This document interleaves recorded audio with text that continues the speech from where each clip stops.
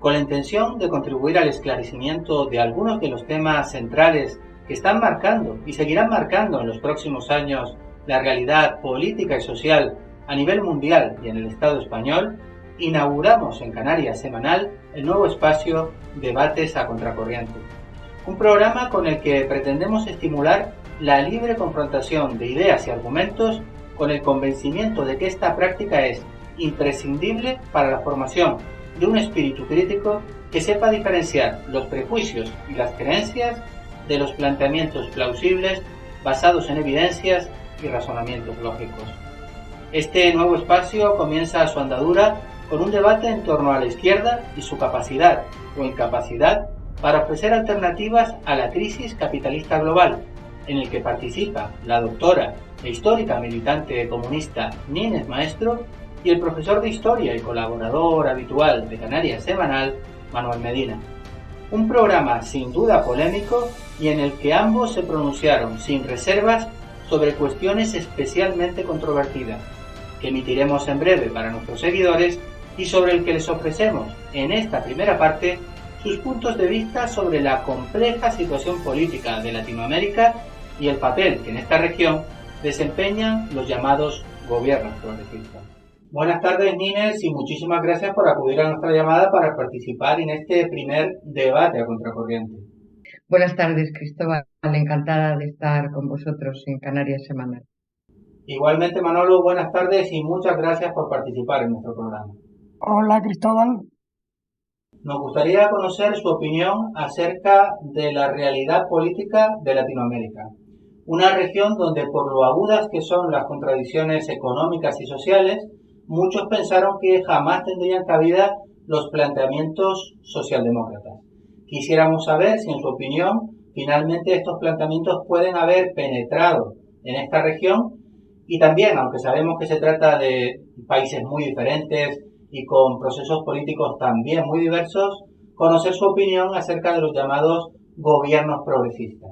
Unos gobiernos que tuvieron una primera oleada a la que siguió una serie de gobiernos de ultraderecha o ultraliberales y que ahora parecen tener una segunda oleada, si bien estos gobiernos que están llegando parecen ser mucho más tibios que los de la primera. Sintéticamente, ¿no? Obviamente porque, como dices, las situaciones son muy diferentes en los diferentes países, pero a mí me parece que hay un axioma histórico y es: no hay ningún país, ni en Latinoamérica ni en ninguna parte del mundo, en la cual un partido haya llegado al gobierno por la vía electoral y se haya atrevido a cumplir su programa, a cumplir sus promesas, es decir, a abordar la nacionalización de recursos, de industrias, etcétera, es decir, a dañar el derecho de propiedad y a atentar contra los intereses del capital y del imperialismo, que no haya recibido un golpe de Estado. Está Chile, con el Chile de Allende, o está incluso la Bolivia de Evo Morales, por no decir los miles de golpes de Estado, los decenas, casi centenares de golpes de Estado que ha tenido América Latina. Es decir, la transformación, la demolición y reconstrucción del Estado es absolutamente, y por supuesto de las Fuerzas Armadas, es absolutamente indispensable para llevar a cabo transformaciones políticas, económicas, sociales, trascendentales. Ahora, los gobiernos socialdemócratas, socialdemócratas o en fin, como sea, que están llegando al poder frente a gobiernos de extrema derecha, o gobiernos más a la derecha que ellos, son gobiernos que en ningún caso están modificando las relaciones de propiedad en serio de ninguno de sus países. De ninguno de sus países. Entonces, evidentemente, no creo, al final van cumpliendo el programa del capitalismo y evidentemente no hay golpe de Estado que pueda venir, ya que no hay razones de fondo para que eso suceda, sino seguramente la enésima vuelta del péndulo de que una vez decepcionadas las masas por un gobierno socialdemócrata, pues viene otro gobierno de derecha a cambiar un poco la realidad en el escenario. Hay un elemento nuevo que a mí me parece que es importante y es el tema del imperialismo y las contradicciones que en estos momentos está abriendo los BRICS y todo el nuevo eje de la Ruta de la Seda, de la Organización de Cooperación de Shanghái, es decir, las nuevas alianzas no regionales, sino a escala planetaria que se están configurando y que tienen su reflejo en América Latina.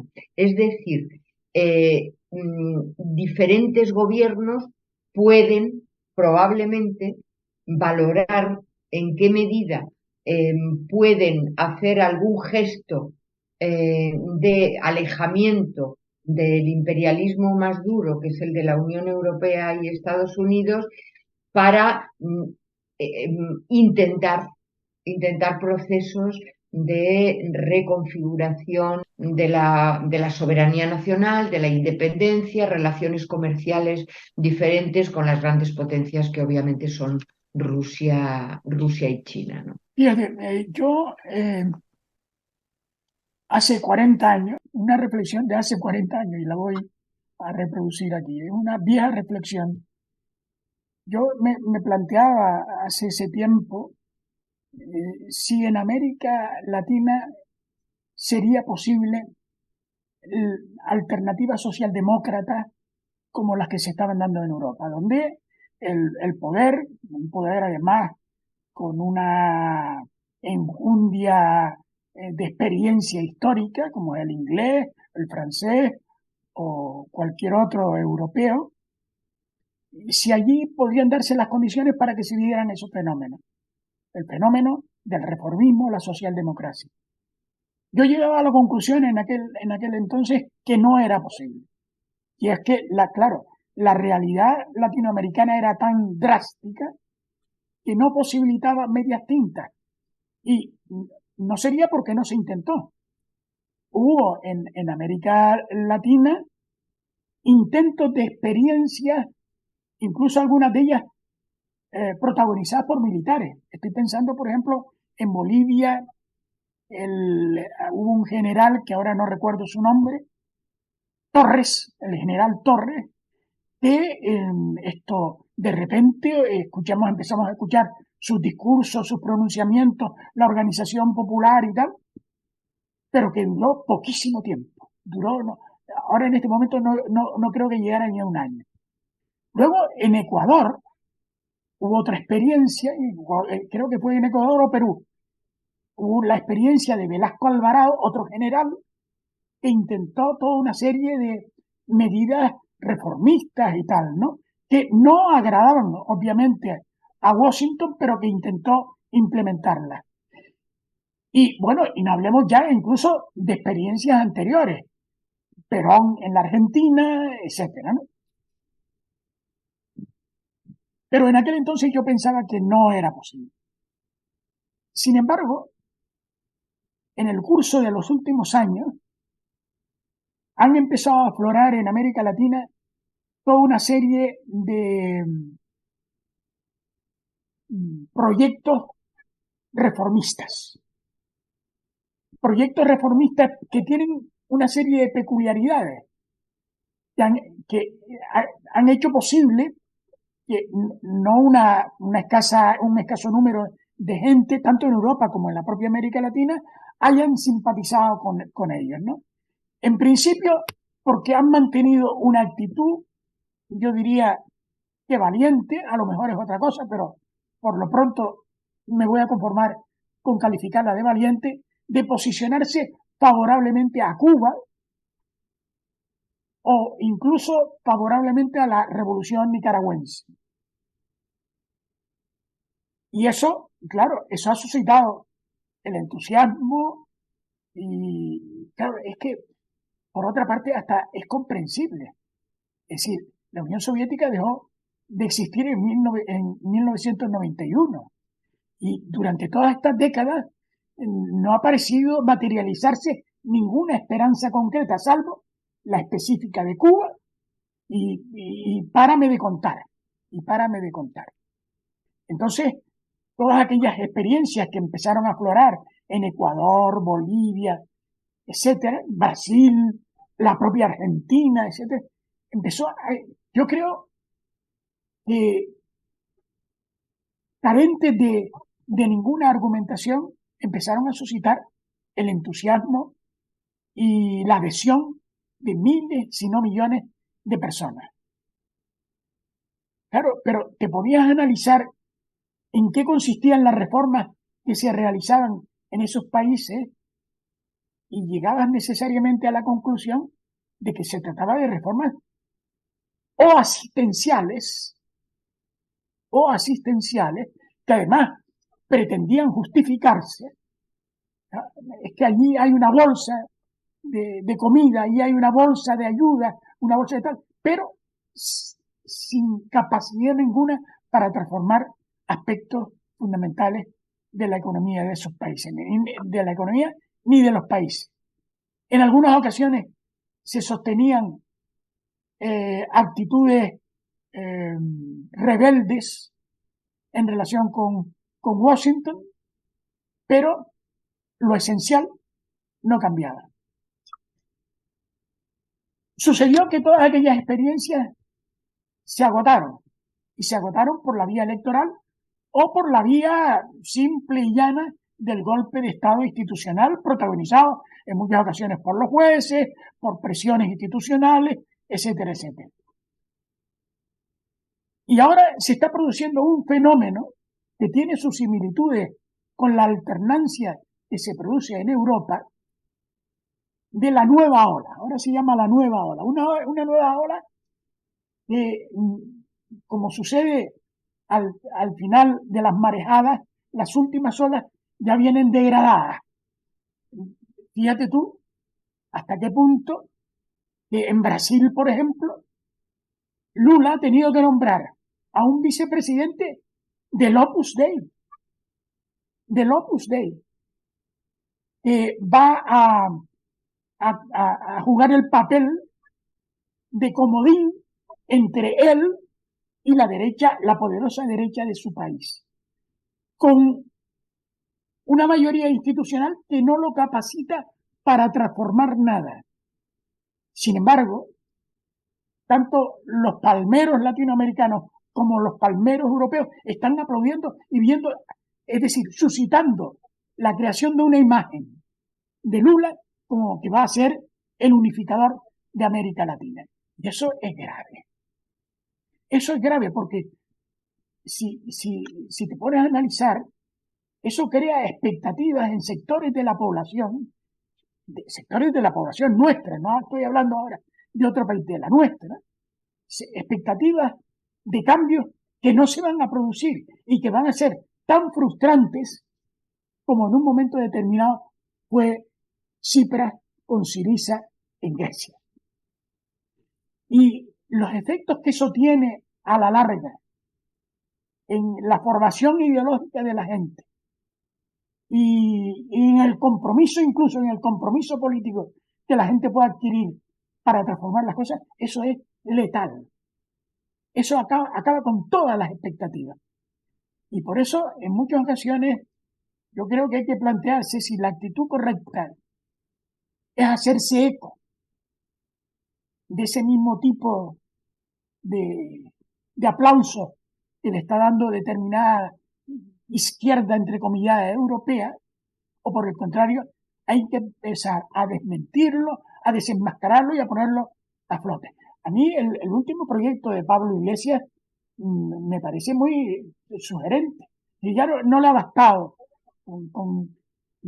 acabar con cualquier atisbo de rebelión en este país, sino que ahora incluso pretende trasladarlo a Latinoamérica. Yo no le veo muchas expectativas a ese proyecto, pero en cualquier caso lo pretende y que además dice que va a contar con ayudas económicas que se lo van a facilitar. Alerta con ese fenómeno, alerta con ese fenómeno. Aunque supongo que querrás decir bastantes cosas acerca de lo que ha comentado Manolo, quisiera aprovechar, Nine, ya que le ha sacado el tema, para preguntarte también acerca de este proyecto de Pablo Iglesias. Porque da la sensación de que a través de él, el fundador de Podemos, pretende convertirse desde el Estado español en una suerte de contraparte de algunos de estos gobiernos progresistas. Y más concretamente de algunos de los que están demostrando ser más derechistas, como es el caso de Gabriel Boric en Chile. Es decir, que hay como una conexión entre el Estado español y Latinoamérica, aunque no parece que sea precisamente revolucionaria. Bueno, realmente eso ha sucedido desde la transición, ¿no? Es decir, que es importante tenerlo en cuenta que la transición española, que fue la traición a la lucha obrera y popular más importante del siglo XX, vamos, Felipe González la exhibió como un triunfo y efectivamente fue un triunfo importantísimo de las clases dominantes, ¿no? Yo es lo que quería resaltar de lo que ha dicho Manolo, ¿no? Porque en definitiva es muy difícil entender procesos tan complejos y también tan diversos en sus manifestaciones si no tenemos en cuenta que el poder, lo más importante que pretende es torear o navegar, o como queramos llamarle, el riesgo de insurrección popular. Ese es su gran obsesión y ese es el gran objetivo al que responde la creación de uno u otra fuerza política. Un elemento, claro, que Manolo no ha dicho, pero porque está implícito y es evidente, pero bueno, yo quiero recordarlo, es la desaparición de la lucha armada en América Latina. Es decir, bueno, están las FARC-EP en estos momentos en la selva, algunos luchadores, pero en general el proceso de lucha armada como alternativa de poder ha desaparecido, lo cual deja suelto eh, el riesgo de explosión popular, como ha pasado en Chile, como ha pasado en otros lugares, porque lo que es evidente es que el capitalismo, y mucho menos el imperialismo, que es su versión global, no es capaz de solucionar los problemas de la gente. Y el capitalismo en crisis cada vez menos, y cada vez se agudizan más las contradicciones. Por lo tanto, yo creo que ese planteamiento sin el cual es muy difícil entender lo variopinto de los escenarios que se dan, y el otro, que es de Marx en El Capital, es decir, los gobiernos son el consejo de administración de la burguesía, lo que pasa es que tiene que adecuarse con figuras como la de Lula, que evidentemente frente a su alternativa de la derecha, pues será alguien que habría esperanzas, como lo han sido uno tras otro de los gobernantes con tinte populista que se han podido levantar en América Latina. Entonces yo creo que efectivamente es que lo ha dicho y bueno, yo lo dije también al principio, es decir, son planteamientos asistenciales que maquillan la realidad y que intentan gobernar algo que en América Latina también está por surgir, no un levantamiento popular que surge cada vez con mucha más facilidad en América Latina porque la combatividad obrera y popular es mucho mayor que en cualquier lugar porque las contradicciones son muchísimo más duras, pero que efectivamente se enfrenta a, a, a, a los inventos del capital. Y obviamente, a estas alturas de la película, eh, Pablo Iglesias es una producción del sistema. Una producción del sistema que ha intentado aquí dar el enésimo salto mortal radicalizándose frente a temas sociales o incluso la OTAN, etcétera, en la contradicción flagrante cuando sus compañeros de gobierno en sillones que él ocupaba hasta hace nada, están llevando a cabo la agenda más dura del capital y del imperialismo, y el intento de que eso pueda vender en América Latina. Yo recuerdo que compañeros y compañeras de Latinoamérica, gente honesta, gente radical, gente revolucionaria, me preguntaba por Podemos como un gran invento, como una gran solución, como una gran alternativa.